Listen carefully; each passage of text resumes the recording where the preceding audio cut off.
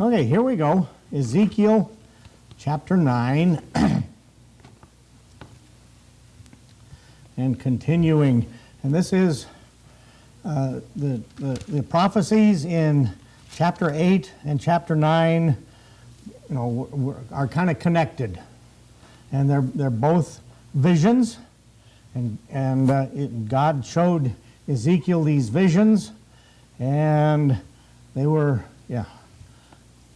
pretty rough visions, because God shows Ezekiel the sins of the people, the sins of his children, the children of Israel. He showed them the sins, and these aren't just normal sins, these are abominations. And they're piling abominations upon abominations upon abominations. So they're really piling it on. The Jewish people, in their idol worship and forgetting about God, are piling it on. He has, some of the priests standing at the gate of the temple with their backs turned on the temple, worshiping the sun god. Okay? So we come down to chapter 9, and ending chapter 8, the last verse in chapter 8, this is, and this verse gets repeated several times. Therefore will I also deal in fury. Mine eyes shall not spare, neither will I have pity. And though they cry in mine ears with a loud voice, yet will I not hear them. Okay? And this gets repeated. And judgment upon Israel. Then come down to chapter 9, and again, this is it's not the same vision; it's a different vision, but it is a vision. And if we gather from the start of chapter 8, Ezekiel is sitting in his house, and at the beginning of chapter 8, he had several people who were there to actually hear him. There were some people who, stayed true to God. There's always a remnant, and he was in his house and he had a vision, and this is probably exactly the same place where this happened. And again, his house is in by the river Chebar. It's in Babylon, the Babylonian Empire. It's about 200 miles north of Babylon, the city, and he's seeing this vision. It's a vision of Jerusalem and stuff that's going to happen in Jerusalem. Okay, and this one, it is pretty much a vision. Okay, so this, possibly, most likely, there was slaughter in Jerusalem when Nebuchadnezzar moved back in, conquered the city, set siege to the city, destroyed the temple, okay? And a ton of people died, ton of Jewish people died, but this one would be a figurative vision. Okay? He cried also in mine ears with a loud voice, and this is God, okay? Crying in his ear with a loud voice. You could say God's yelling at him here. God is really angry. Okay? And he wants to make sure he hears. Cause them that have charge over the city to draw near, even every man with his destroying weapon in his hand. Okay? The charge over the city, whoever has charge over the city, and in this particular vision, again, this is a punishment of the dwellers in Jerusalem, and these would be the angels, God's angels, who have charge to execute God's sentence. Okay? And these are angels, not men. Even every man with his destroying weapon in his hand. So they're coming with swords. We've got angels with swords. Okay, picture that. You're not picturing some of the angels in the movies who are nice and friendly and helpful. There are angels like that, but these are destroying angels with swords in their hands, right? And they have charge over the city. God has angels that we think that a lot of times we have a guardian angel over. We kind of go with the guardian angel looking out after each of us, don't we? And so each city would have angels that were in charge over the city. So, and they are angels of wrath. Okay? And behold, every man with his destroying weapon, and behold, 6 men came from the way of the higher gate. Okay?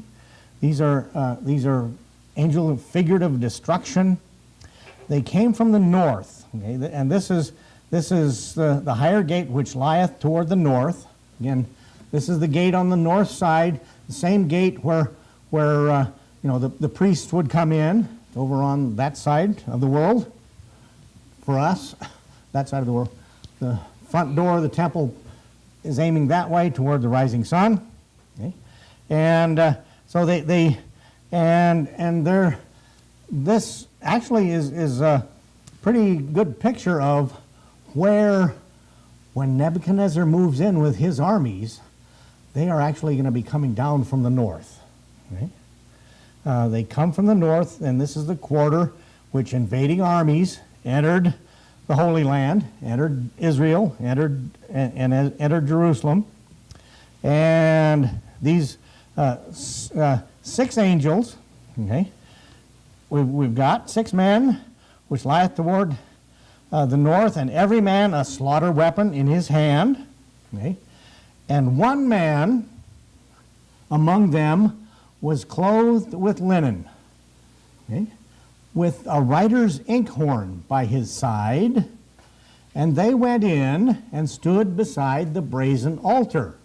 They entered the inner court of the temple, where the altar and the brazen laver, where the sacrifices took place.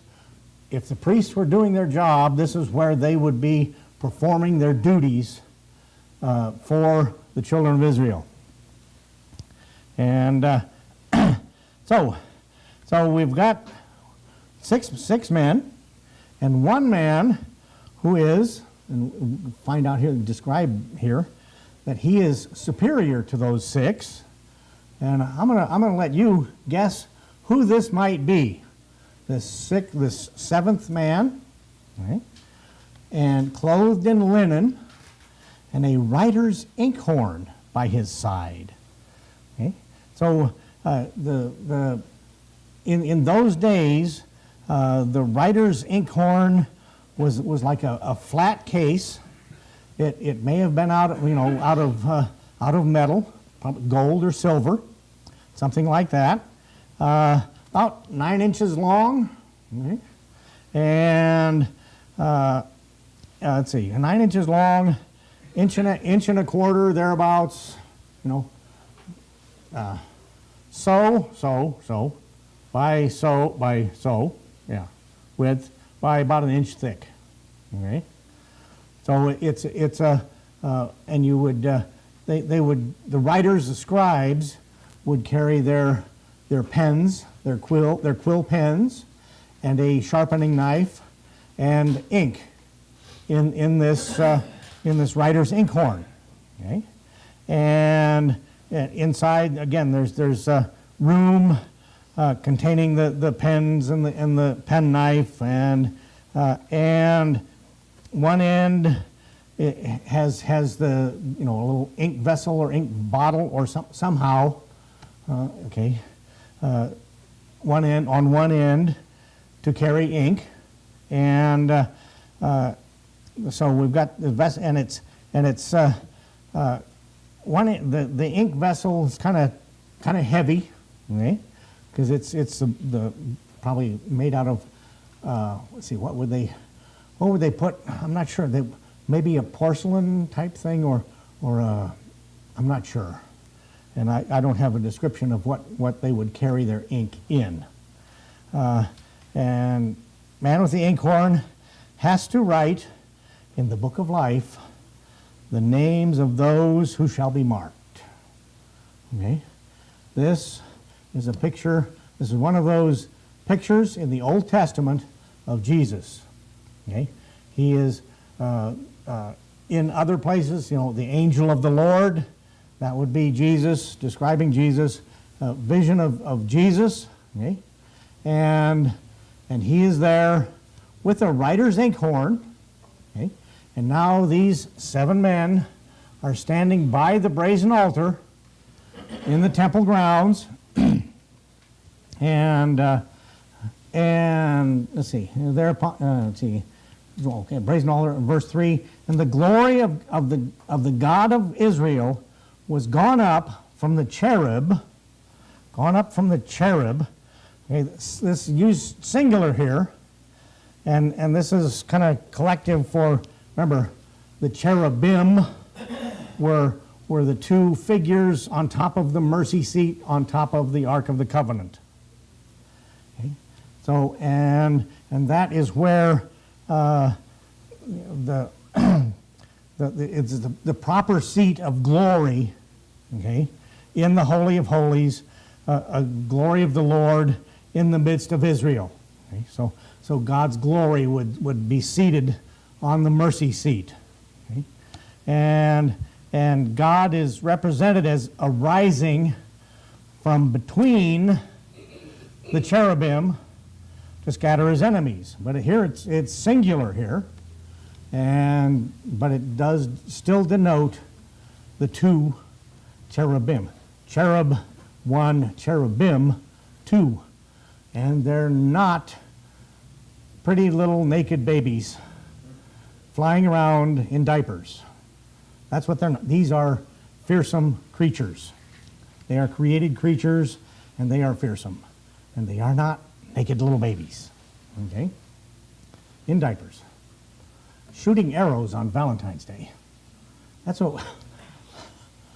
not them, okay? So, glory of the God of Israel was gone up from the cherub, whereupon he was, to the threshold of the house, okay? And so now he is the glory of God, and it's described here in chapter 8 also. He's standing up at the threshold, looking in, if you will, called to the man clothed with linen. Okay? So God, the Father, is calling God, the Son, with instructions, okay? Which had the writer's inkhorn by his side. And the Lord said unto him, go through the midst of the city. Again, this is Jerusalem, the midst of Jerusalem. Go through the midst of the city, through the midst of Jerusalem, and set a mark upon the foreheads of the men that sigh and cry for all the abominations that be done in the midst thereof. Okay? These would be righteous, saved men. Okay? These would be the people who are mourning over the sin of Israel. Like I said, there's still a remnant, and there's a remnant in Jerusalem, and they are following God. They are worshiping God. Okay? They still trust God. Okay? So these men, whoever they are, however many there are, we don't know, they get a mark. Okay? Jesus comes with his writer's inkhorn. He dips his pen in the ink, and he makes a mark on the forehead of these men. Okay? And this is not the mark of the beast that comes by later. This is apparently, okay, this mark was possibly the letter, the Hebrew letter, Tau, okay, the last letter of the Hebrew alphabet.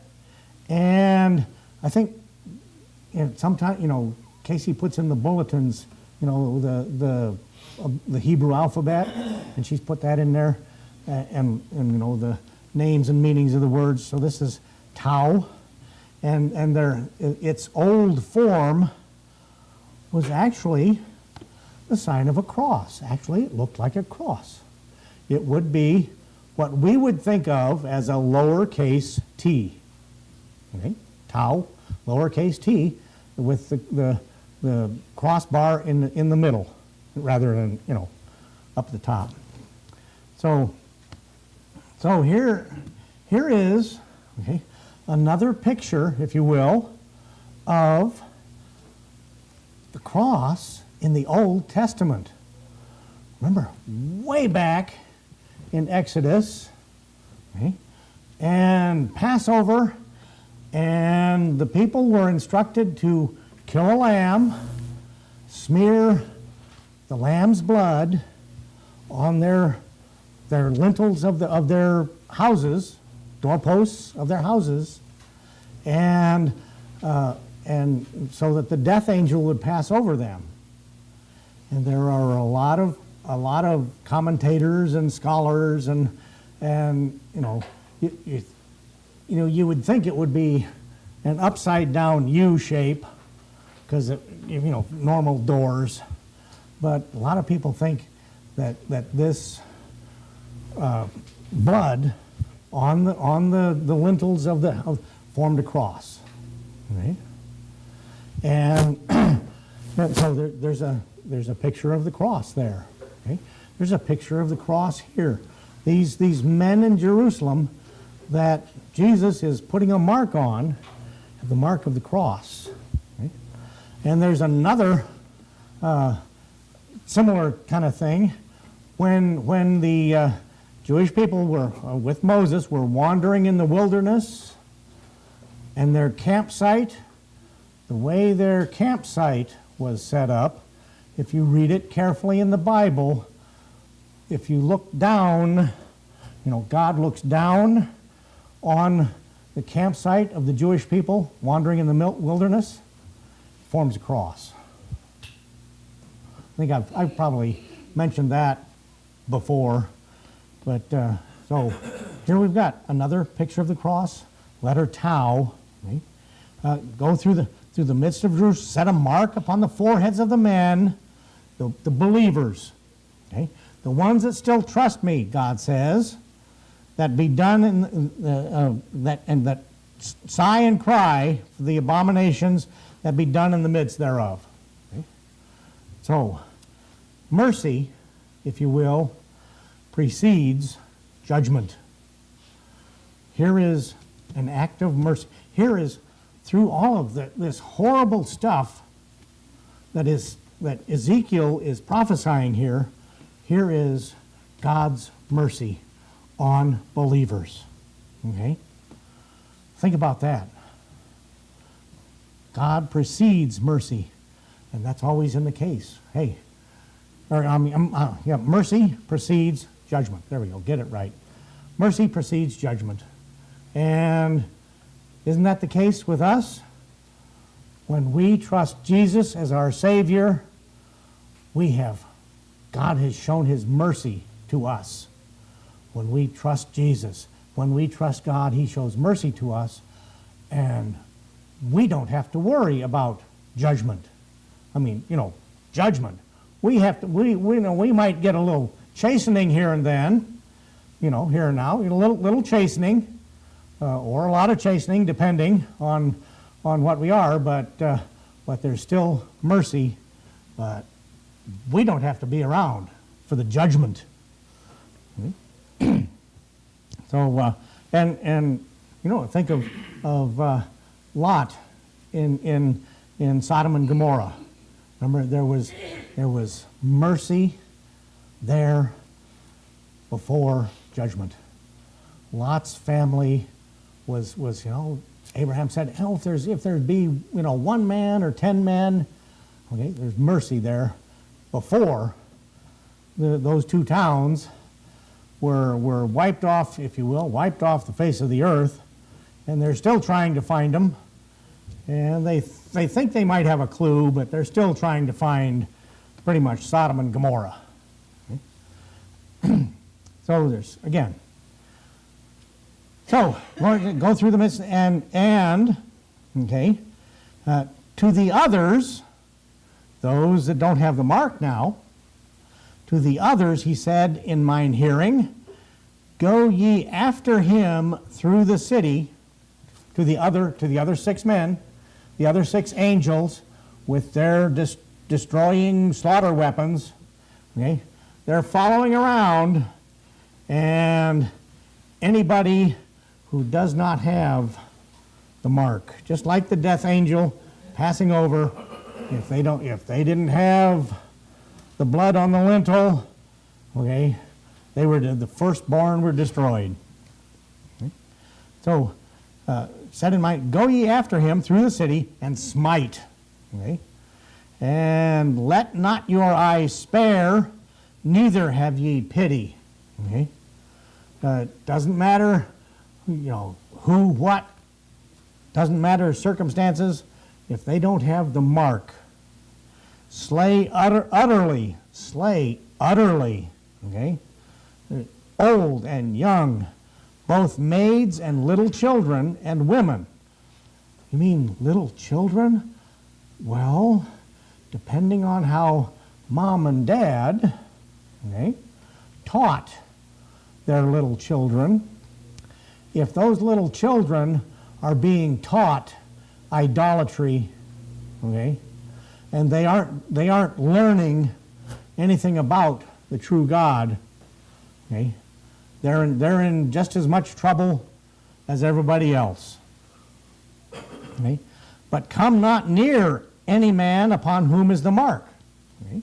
So there were, and this is not just, in this is not what sexist thing or anything like that. This is because there will be women and children, okay, old and young, maids and little children and women who do have this mark. If they are believers and little children, if they've been raised right, hey, they have the mark too. So, yeah, just think about this. He is Jesus, and he can get around and, covering a whole town rapidly, marking those who believed. Okay? Come not near any man upon whom is the mark, and begin at my sanctuary. Right here at the temple, right here at the center of Jerusalem, the temple where I am supposed to meet with the children. Okay? Right here at where they are committing abominations, right here on the temple grounds, okay? and with the priests facing away from the gate, so worshiping Ra, the sun god, or the sun, or whatever they wanted to worship out there.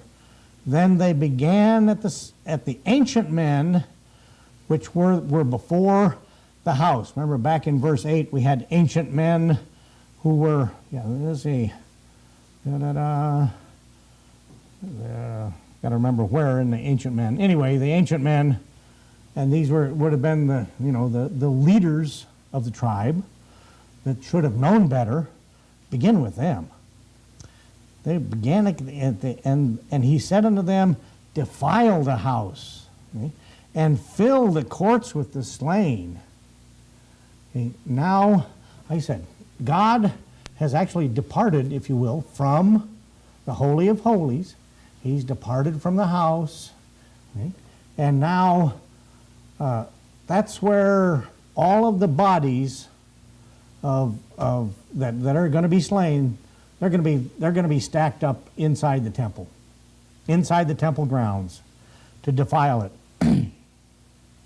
Because they are already defiling it. So doesn't make any difference. You're already defiling it with your idol worship and with the abominations that you're doing. Okay? You're already doing that, so we just keep it up and defile the house, fill the courts with the slain. Go ye forth, and they went forth and slew in the city. Again, this is a picture of what is coming when Nebuchadnezzar comes down and invades Israel and Judah and Jerusalem and the temple. And that's cliffhanger for this week.